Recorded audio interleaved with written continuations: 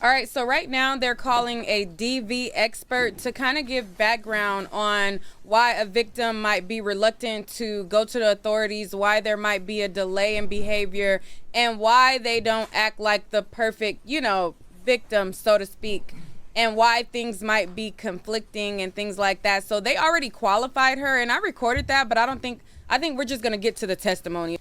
We're going to just get to the testimony. They qualified her, and she's on the stand. I do. State your name for the court. How are you currently employed? I'm the Director of Victim Services with the DeKalb County District Attorney's Office. How long have you been in that role? A little over a year. And prior to your time as the Director of Victim Services with the DeKalb County DA's office, what did you do? I was a victim advocate for the Georgia Institute of Technology, working with students who'd experienced sexual assault, dating violence, stalking, and sexual harassment. And what did you do prior to your time at Georgia Tech? Prior to that, I was the Director of Victim Services for the Fulton County Solicitor General's Office. And before that? Before that, I was a victim advocate and counselor with the Fulton County District Attorney's Office. Did you have any other jobs prior to your time at the Fulton County DA's office? Yes. Before that, I worked at Grady Rape Crisis Center, and before that, at the Sexual Assault Center of Northeast Georgia. And in total, how many years have you worked with victims or survivors of domestic violence? Over 25. And can you tell the jury a little bit about your education? I got my bachelor's degree from Emory University in 1995, and then I got my master's degree in social work from the University of Georgia in 1998. And then I obtained my clinical license in social work in 2003. And this may go without saying, but have you had direct contact with victims or survivors of domestic violence and sexual assault? I have. And can you estimate about how many times you've had that contact? I would say over 10,000. And does that include, or tell the jury about what those interactions are like? When I worked in the Sexual Assault Center or Grady or at Georgia Tech, I was basically working in a crisis sense, and so I would work on the hotline, respond to phone calls. I would also respond in person, such as going to the police department or the hospital with the victim, or in the case of Georgia Tech, sometimes to residence halls or academic buildings. When I worked in the Fulton County Solicitor General's office and in the District Attorney's office, as well as in my current role here, I would work with crime victims in the immediate aftermath of crime, like after an arrest was made. So I was making the first contact in that first 24 to 48 hours after arrest, and then continuing to work with them throughout the criminal justice process. And do you belong to any professional organizations in the area of domestic violence? I do. And what are those? I'm a member of the National Organization for Victim Advocates, and I'm also a board member for the Georgia Coalition Against Domestic Violence. And have you received specialized training as it relates to domestic violence? I have. And as a part of your requirements to maintain your license, do you have continuing education classes that you have to take? That's correct. I'm required to obtain 35 hours of continuing education every other year. 5 of those are in ethics. And have you conducted any training on the topic or the subject of domestic violence? I have. And who have you performed those trainings for? For the Prosecuting Attorneys Council of Georgia, for magistrate court judges in Fulton County, for the Georgia Victim Assistance Academy, for the Police Academy in the city of Atlanta, also for law students at Georgia State University. And is the area of domestic violence a recognized area of study? It is. Now, have you observed counterintuitive victim behaviors in your interactions with domestic violence victims? I have. And can you explain generally some of those counterintuitive victim behaviors? So counterintuitive basically just means that to the layperson, it's a behavior that they might not expect. And so that might include staying with someone after violence has occurred, or returning to someone after violence has occurred, or it might involve being reluctant to talk about it or not wanting to cooperate with law enforcement or the courts. And Ms. Blanchard, have you ever testified as an expert in the field of domestic violence and trauma response? I have. About how many times? Over 100. Your Honor, at this time, the state will move to tender Ms. Blanchard as an expert in the field of domestic violence and trauma response.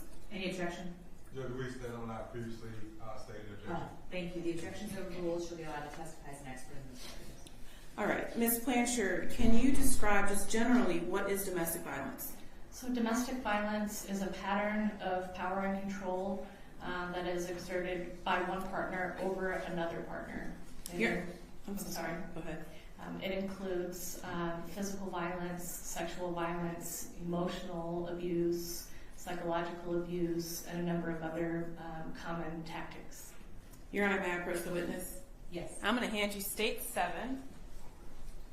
and just let me know if you recognize it I do. and how you recognize it. It is the power and control wheel. And is this something that has been relied on and studied in the field of domestic violence? Yes. Your Honor, this time the state would move to tender into evidence State's Exhibit 7 for demonstrative purposes. Any objection? We object to state 7 as previously stated. Okay. All right. The objection's overruled. This will be admissible for demonstrative purposes only and is not to go out with the jury for use during their deliberations. Thank you. And Judge, may I have permission to publish? Yes. All right. Ms. Blanchard, do you need the copy in front of you? Is that screen okay, or do you need this copy? Could I? I didn't Sure. wear my glasses. Thanks. All right. So when you were describing domestic violence, you generally you mentioned power and control. So just kind of explain what the power and control wheel is and how the sections work together. Sure. So the power and control wheel was developed by a researcher named Ellen Pence and others in Duluth, Minnesota in the 1980s. And essentially what they did was they had focus groups of victims of domestic violence that they interviewed and asked them questions about the types of things that people were experiencing. And when they noticed that things kind of fit together in categories, then they developed these sort of like spokes of the wheel. And so the behaviors or tactics, as they called them at the time, that were consistent across most people, things that most people described experiencing, they made it onto this wheel. And so you have essentially these 8 tactics that are used to exert power and control or dominate your partner. And power and control is at the center of the wheel because that is essentially what the result of using these tactics is.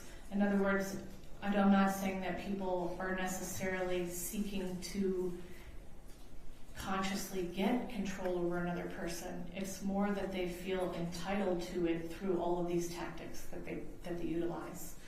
And then physical violence and sexual violence are around on the outside of the wheel because those are used to demonstrate power and control, or in other words, to give context to these other things. So if someone were to step out of line, then they would use physical or sexual violence to get them back into control. In my experience, the worst or most severe physical and sexual violence occurs when the victim refuses to be dominated in some way, when they stand up for themselves. All right, and if we can start with, I just want to talk about some of these tactics. Using intimidation, can you explain that to the jury? So using intimidation could be like looks or facial expressions, or even using someone's body size or stature. It could also involve intimidating someone by destroying property or threatening to harm a pet or a child. It could also involve violence that's committed against one person, and then the other people who are witnessing it in the family, for example, might be intimidated by that behavior. And so even if they're not the target of that specific incident, they have the impact is that they're intimidated by that behavior because they're essentially being taught what could happen to them if they were to do something similar, to not submit to whatever the person is requiring. And then what about using emotional abuse? So emotional abuse is often like name calling, put downs. It also includes like public humiliation, also like prolonged interrogations, where the fight just goes on and on and on until the person gives in or submits. That's often tied to sleep deprivation, which is another tactic that's common in domestic violence. Humiliation. Oftentimes the tone of the emotional abuse is really specific to the person or the target of that abuse. So because in domestic violence the parties know each other very well, that means that the abusive person knows what's going to hurt the most. And so if the victim has like a insecurity about something, or they've shared something really private with the abuser will then turn that around and use that against him. So for example, I had a case where the victim had some damage to some of her teeth, and she was really self-conscious and didn't like to smile with her teeth, was a closed mouth smiler. And so anytime he was angry at her, then he would use that and call her ugly and disgusting and your disgusting teeth, and would just really dig that in. Or if a victim has expressed that they feel stupid, so for example, I've had cases where people talk to their partner about feeling like put down by family or others and told that they weren't smart or weren't going to make something of themselves, then the abuser will use that to needle them whenever they're being abusive. And can you discuss using isolation as one of the tactics? So isolation can be like the obvious way, where you literally don't allow people to leave or to interact with their family. Like you're not allowed to talk to your mother. I'm not letting you go see your sister. So it can be rule-based and preventing people from seeing other people. But often it's more subtle, and so it will occur more where they'll use hyperjealousy or protecting the victim in order to keep the victim from being around other people. Or they'll cause arguments and fights before the victim goes, or every time the victim talks to their mother on the phone, for example. And so then after a while, they'll stop talking to their mother on the phone to avoid further arguments and fights, to keep the peace. And what about minimizing, denying, and blaming? So that essentially means that they'll kind of gaslight. They'll deny that the abuse occurred, or minimize how serious it was. Like, I barely hit you, I don't know what you're talking about, you bruise easy. Or they'll blame shift, and so that might look like you made me do it. If you didn't talk back to me, then I wouldn't have done that. If you would just submit, then this won't happen. Or it could be like rationalizing the behavior, like blaming it on drugs or alcohol or stress or something like that. And what about using children? So using children could be like using the kids literally as a pawn in between the two, passing messages to the partner through the children. It could also mean like, I'm going to take the kids away from you and you're never going to see them again if you ever leave. Or it might mean threatening to call Child Protective Services on them. Or it might mean using, every time that the parties are separated, interacting with the children as an excuse, but then while you're on the phone with the partner or the ex-partner, you were being abusive again. It could also involve essentially getting the children to also be part of the abuse. Tell your mother how stupid she is, that kind of thing. And so other family members sometimes are cajoled into participating in the abuse. And talking about using male privilege, can you discuss that? So, I mean, some people will call this more using privilege in general, because it's not always just male privilege, but that does exist. So it's essentially like using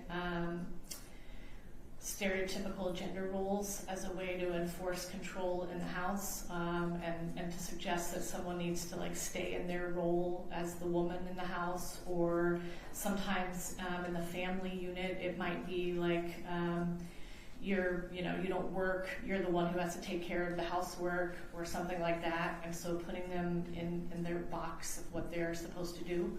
And then that other person, the abusive person, is the one who has control. And so they're using sometimes religion or gender stereotypes in order to enforce that. And then using economic abuse? So economic abuse can be like essentially keeping all of the money from the other partner, so controlling what money they have access to. So I've had some people who weren't allowed to have any of the credit cards or debit cards. I've had some who had an allowance where they were only given a specific amount of money to go to the store, and they had to come back with change and receipts and be able to essentially name where all of the money went. So it can be really significant like that. Or it can be more like not allowing the victim to get a job, or to keep a job, or to go to school. So keeping them financially dependent. It can also involve essentially spending all of the money so that there's nothing left for the victim to pay the bills with or to feed the children with. And then lastly, coercion and threats. So coercion and threats sort of often work hand in hand. So coercion can be like quid pro quo, like if you do this, then I'll let you do this. Or it could be more like guilt tripping, or like, for example, if you loved me, you would do this. You're my wife, so you are supposed to give me this. I see that a lot, in particular around sexual violence. And then when those things don't work, then the threats come in. And so then it can be, I'm gonna like post those nude pictures you sent me, online, or I'm going to send your family this information, or I'm going to tell your family about what we did together. So if those are the kind of threats that you might see. All right, and Ms. Blanchard, when you were talking about the power and control wheel, and you talked about physical and sexual violence, I think you said you usually see that when the victim refuses to be dominated. Well, it's not that you usually see it, it's just that the most severe acts of physical and sexual violence will often occur when the victim talks back or refuses to be dominated. Okay. Now, do you find that victims always report their abuse? No, in fact, most victims of domestic violence will never tell anyone. And can you explain why? Shame, embarrassment, self-blame. And does that mean that the abuse has not occurred? No, it doesn't. And can you talk about some methods an abuser may use to discourage a victim from reporting abuse? They might guilt trip them. They might love bomb them. So in my experience, there's oftentimes intermittent positive and negative treatment. And so it means that they're not abusive all the time. Sometimes their behavior is emotionally attentive or caring, and so some people describe that in the research as love bombing. But then the abuse will happen again. And then the love bombing, and then the abuse and love bombing, and so they call that like positive reinforcement. And so it makes it really, really difficult for a victim to leave, because they're always thinking that it could just be like it is during the good times. And if it could just be like that all the time, then the relationship would be good. So oftentimes what victims will describe is that they don't want to end the relationship, they just want the abuse to stop. And can you describe trauma bonds in the context of a domestic violence relationship? Yes, so trauma bond is essentially a bond that's hard to break and that defies logic to outside people. And it occurs when there's a power differential between the two parties and a cyclical pattern of positive and negative treatment. So it's very similar to that cycle that I just told you about that's common in domestic violence. Not all domestic violence relationships will involve trauma bonds, but some do. And when that trauma bond occurs, it means that there's kind of almost like an addictive quality to the relationship, and it makes it very, very difficult to break. Victims of trauma bonds oftentimes will feel very emotionally attached to the abusive party, and sometimes there's this complicated thing that will go on where the person who just abused you is now the one consoling you after. And can you talk about Stockholm Syndrome in the context of a domestic violence relationship? So some researchers believe that Stockholm Syndrome is a type of trauma bond. Other researchers disagree and think that there's slight differences. But in Stockholm Syndrome, it's a term that was developed from Stockholm Stockholm, Sweden. It was an armed robbery case where a couple of people came in and held people in the bank for several days, and they like tied bombs to them, and it was a significant event. After that event, some of the victims in that case didn't want to testify, and were feeling like emotionally bonded to the perpetrators of the bank robbery. So it wasn't domestic violence per se, it was a hostage-taking situation. But people speculated that this bond had occurred because the people holding them hostage were also intermittently positive and would treat them kindly and give them food and water and talk about like their own difficult times in childhood, and so they sort of bonded together. Most researchers believe that both Stockholm Syndrome and trauma bonds are essentially a survival tactic, that in order to survive in it, you have to bond with this other person to keep alive. And then it's really hard to break that bond when you're trying to get out. And do victims always leave the relationship as soon as violence has been introduced? No, in fact, most people do not. And I know you talked about shame, guilt, maybe some embarrassment. Are there other reasons why a victim may not leave when there has been physical violence? Yes. And what are those reasons? So a lot of it is financial dependence, love. They often love that person and have these complex feelings. They can be both afraid of them and love them at the same time. Hope that it's not going to happen again. Oftentimes the children will keep victims in a relationship, both because the victim may desire their child have a relationship with their father, especially if they grew up in a house where they didn't. And so they like just really want for their child to have what they didn't have. But also sometimes victims will stay because they're afraid that the abusive party will hurt the children if they're not around. And so they will stay in order to protect the child. And can you say on average how many times it takes a victim to leave an abuser to ultimately break away from that relationship? Research shows that it takes a victim an average of 7 times of leaving and going back before they leave for good. Now, I know you talked about reasons why someone may stay in a relationship, and one of those reasons was love, hope. Is it possible or normal for a victim to still have those feelings of affection for an abuser? Yes. And why is that? Because it's just really hard to turn that off.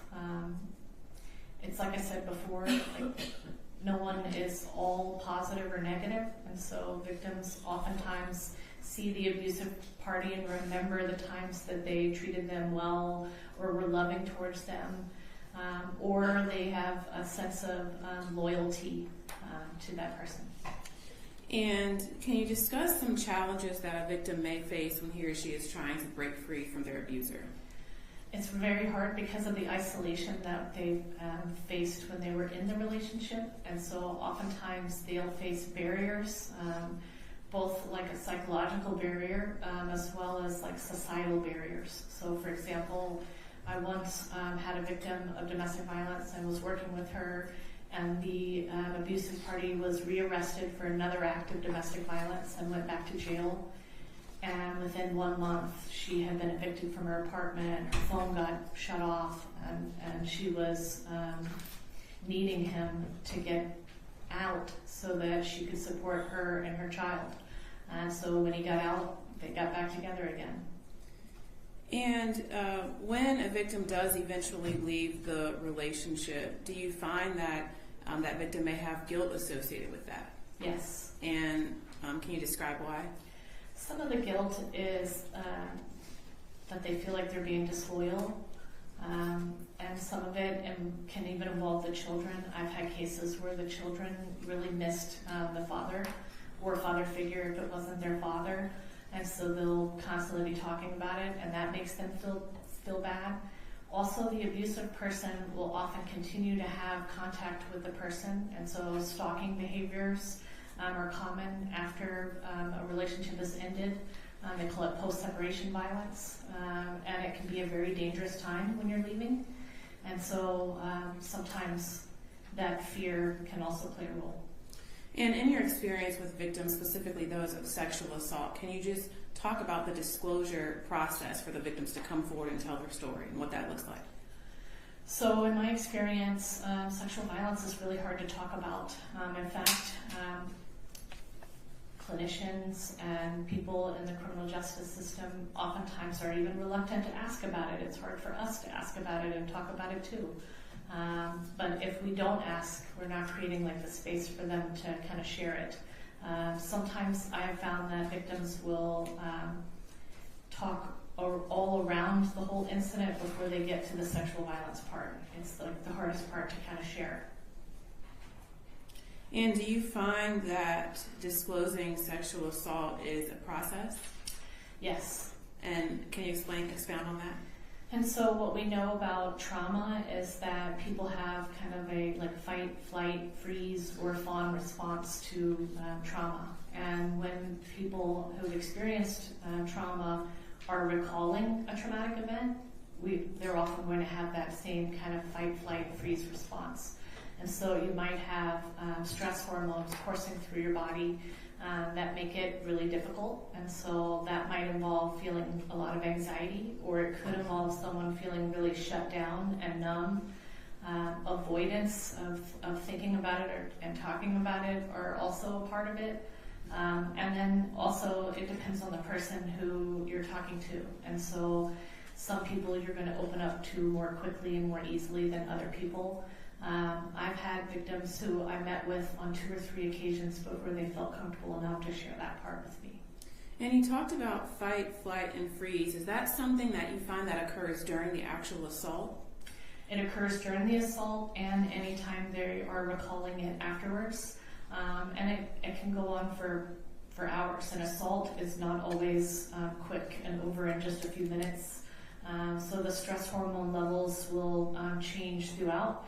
And they have different stress hormones that kind of cause different things that are in our body. And so depending on which stress hormones are the most prominent at that time will determine what kind of reaction someone's having. And can you just generally describe those 3 concepts, fight, flight, freeze? So fight and flight are like, fighting would be like having enough energy to like push off or defend yourself from an attack, right? And fleeing would be like trying to run away from something. But actually the most common response is freeze. And in fact, all human beings initially have like a freeze response before they move into a fight or flight. And so a freeze response could look like literally being like frozen in fear. In fact, that's why we have those kind of sayings like frozen in fear or scared stiff. We get those sayings because they're talking about that freeze reaction. And sometimes it's more of a feeling of being numb on autopilot. Sometimes victims will describe it as being floaty, where they feel like they're not quite there. Disassociation is sometimes a reaction that people will have, where they're literally like separating themselves from what's going on in that moment as a way to cope and survive and get through. And so although fight or flight do occur, freeze is the most common human response. All right, thank you. That's all the questions I have at this time. Thanks, Judge. All right, good afternoon, Ms. Blanchard. How are you doing? Doing well, thank you. All right, my name is Robert Booker. Just a few questions. I won't keep you long. So you have worked based on your curriculum vitae as a, sorry, I had it up here. Oh, there's a copy of it, never mind. Do you need a copy? I just want to see your CD. So you work, right now you work for the DeKalb County District Attorney's Office, Yes, sir. right? That's who pays your bills every month, right? Yes, sir. Okay. And before that, you worked for Georgia Tech. Yes, that's correct. And before that, you worked for the Solicitor's Office, which is the Prosecutor's Office in Fulton County, right? Yes, sir. And you worked for them for over 12 years. Yes, sir. You also worked for the District Attorney's Office in Fulton County as well for 6 years. That's correct. Okay. It's fair to say that pretty much most of your career has been working with the prosecutor. Is that correct? Yes, over half. Over half. Okay.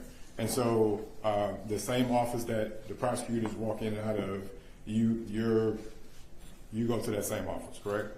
Yes, we work at the same office. Okay. All right. And so in this case, you indicated based on your direct examination that you, I guess in your experience, you work with crime victims within 24 to 48 hours after an arrest, right? I think is what you said? That's the initial time period where services start. My role as the director, I supervise staff who provide direct services, and I also work with crime victims. So this morning I made calls for first appearance calendar. Okay. And you normally speak with them? Yes. Okay. And that's normally within 24 to 48 hours? Of the arrest, yes, sir. Okay. All right. And 24 to 48 hours of the arrest is normally when someone has made a complaint, though, right? If the arrest occurred at the same time as the crime, yes. Okay. Sometimes there's a delay in the arrest. Okay. In 2002, did you speak to? No. Okay. Did the detectives speak to, or did you speak to the detectives in this case? No, I don't believe so. Okay. Well, I take that back. We had small talk in the witness room last week. Okay. We didn't testify, but we didn't talk about the case. Okay. So you were in a witness room with the detectives and you made small talk with them? With a detective. I don't know if it was the detective. Okay. I forgot her name. I'm sorry. Okay. Starts with a P, I think, maybe. I don't know. It was a woman. All right. All right. That's the detective. All right. You also testified that a lot of times things are what you described as counterintuitive, meaning that it wouldn't be as someone might expect, right? Or at least it wouldn't be as lay people would expect. There, I guess, are myths around how people react to domestic violence. Right. So a lot of times in domestic violence cases, the woman is at home, she gets beat up. So it's John and Jane Doe. Jane gets slapped around. She calls the cops initially and responds the way you expect. But then when it's time to go to court, she doesn't want to go because she doesn't want to be involved in it. Kind of like that Stockholm syndrome you mentioned, right? That can happen, yes. Okay. I've also had cases where the victim didn't even want the police to make an arrest at the scene. So people can have that attachment to their abuser even before. Okay. So what I mean by counterintuitive is that most people just would have a hard time understanding why someone would stay with someone who's abusive or return to someone who's abusive. Okay. And you also indicated that the person would be reluctant a lot of times to talk to the police, right? Victims can be reluctant to talk to the police or can become reluctant over the course of time. Particularly, research shows that the person who's abusive is oftentimes contacting them. And so I've had cases where I literally talk to the victim, they don't want to talk to me, and then I listen to the jail call and kind of have an idea of why. Okay. And in this case, though, we don't have any evidence of Mr. Bishop contacting, so that wouldn't be applicable to the facts of this case. You're aware of that, correct? I don't know of all the evidence, but I'm not aware of any evidence involving that. Okay. And you understand that she wasn't reluctant to talk to the police. She went to the police a week after she left the house and she made an allegation of revenge porn. Did you understand that? I do understand that the outcry occurred around that time period, yes. Okay. Now, you worked as a patient counselor at one point as well? That was my job title at the Grady Rape Crisis Center. Okay. And so I responded to the emergency room for people who've been sexually assaulted. Okay, and so you did the sexual assault exams? I didn't perform the exams. I accompanied the victim through the exams. Okay. And I did some training for the state nurses. Okay, and so that would be with the physician assistants and doctors that would do the examinations? Correct. And you would speak with the person that was getting the examination done on them, correct? Correct. I would essentially be the one at their head talking to them, yes. Okay. All right, and you said in this case, in your experience, that would be something that was done with people who are who make an allegation of rape. There's the rape crisis line. You work with them as well, right? Yes. So in addition to responding to the emergency room, I also would answer the phone when people called, sometimes wanting to talk about what their options were and what they could do.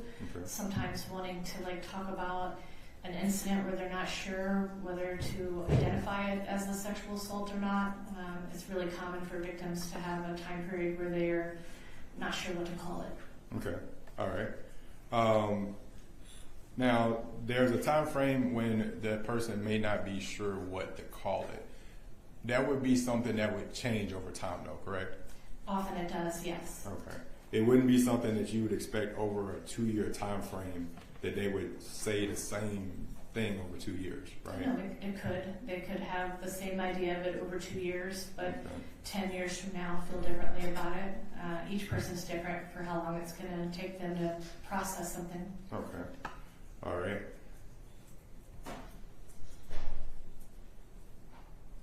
All right. You gave an example that there would be a threat.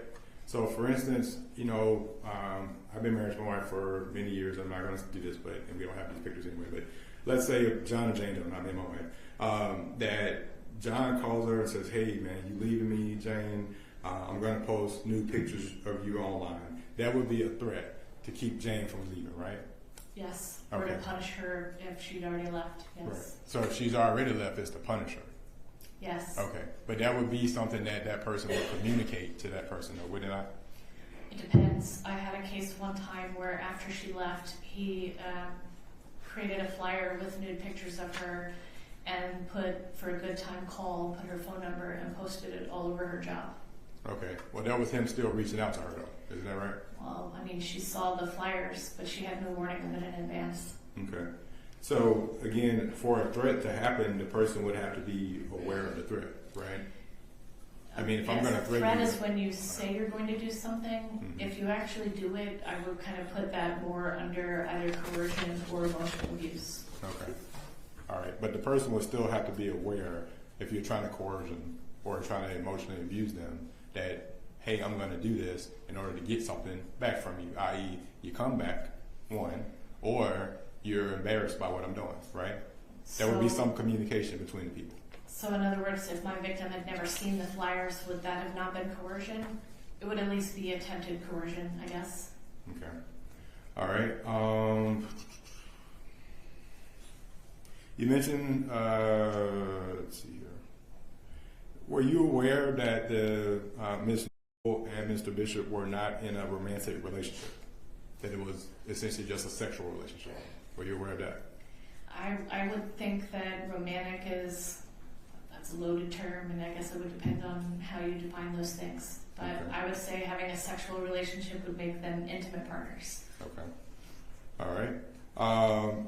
What if testimony was that she wanted to be with another guy and she quickly became pregnant by that other guy? Would that be indicative of the fact of her having some attachment, in your opinion, to her purported abuser? I would say that you could have sexual relationships with multiple people at the same time. Okay, but what if your testimony was that you didn't want to be with that person, you wanted to be with Courtney Townsend, Solar, and you quickly had a baby by him? And so I don't understand what your question is. Okay, I'll move on. You also indicated that sexual assault disclosure is a process, right? Yes, Okay, so that it happens over time. correct. Okay. And so, again, going back to my original question a few minutes ago, using words that don't describe sexual assault, you expect that that's going to change over time. I mean, it could. It depends on the person. I'm certain that there are some victims of sexual assault out there who never want to define it as a sexual assault. Okay.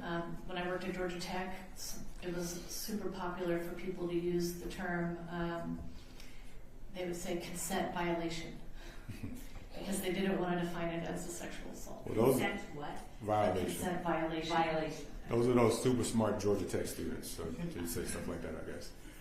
Well, that's not what we have in this case.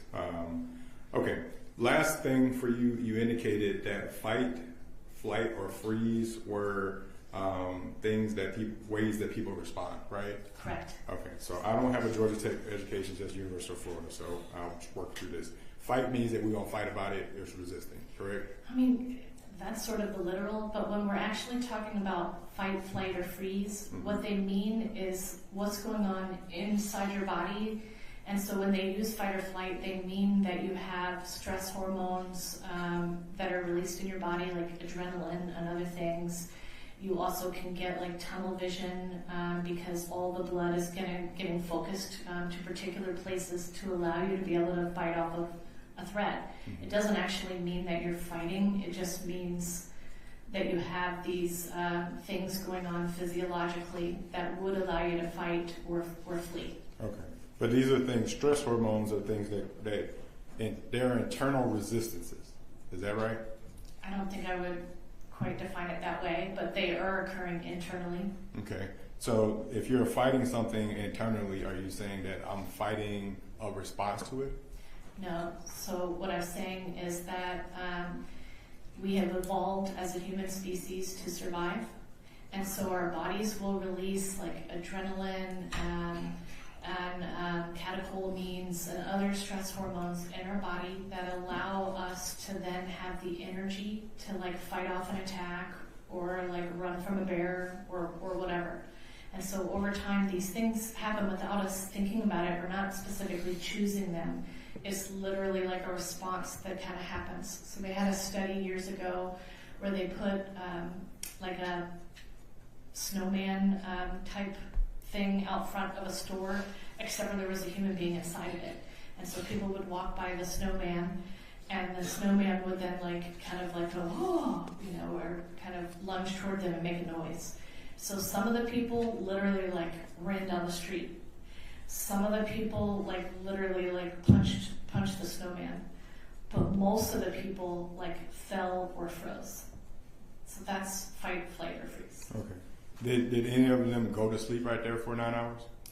I mean, there Oh is my actually some evidence out there that some of the stress hormones that are involved are like natural morphines in your body. So it's not uncommon for people to get sleepy or to yawn or to even sleep after a traumatic incident because they have too much of that particular stress hormone in their body. Okay. Which one of those three categories does that fall under? That's the natural morphines.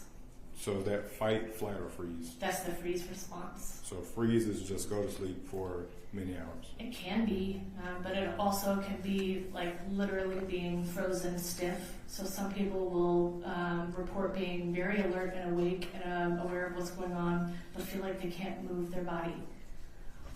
Okay. Thank you, ma'am. Any redirect? No, Your Honor. All right. Is she excused? Yes. All right, thank you so much.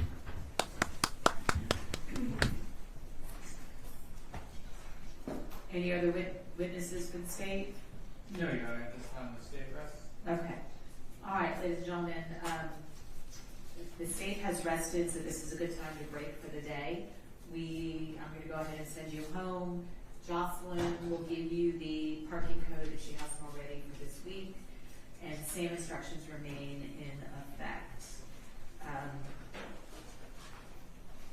So we are moving right along. Now the juror with the conflict Wednesday, what time are you scheduled to leave Wednesday?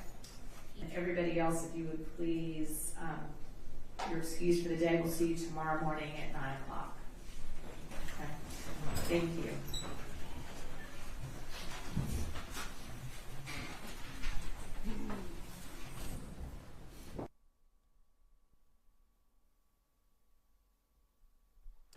All right, so this is the end of the day. They're just going to kind of make arrangements with that juror. The prosecution has rested their case. I'm honestly shocked at this. I feel like they showed not enough. I mean, they got some good witnesses in there, and like obviously like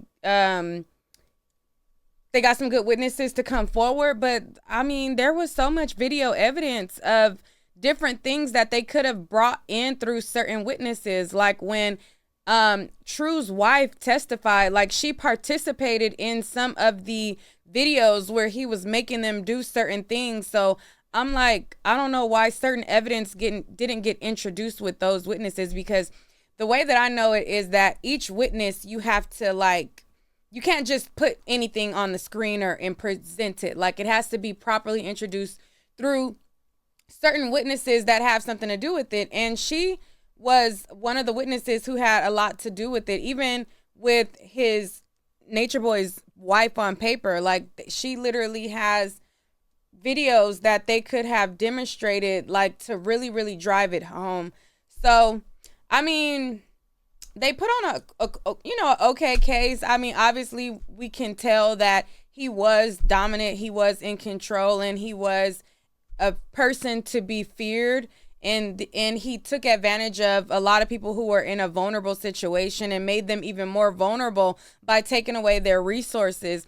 So I feel like they did a really good job pointing those things out. But I mean, the videos are what's going to really drive it home and really like put the dagger in there. So I just don't understand why, you know,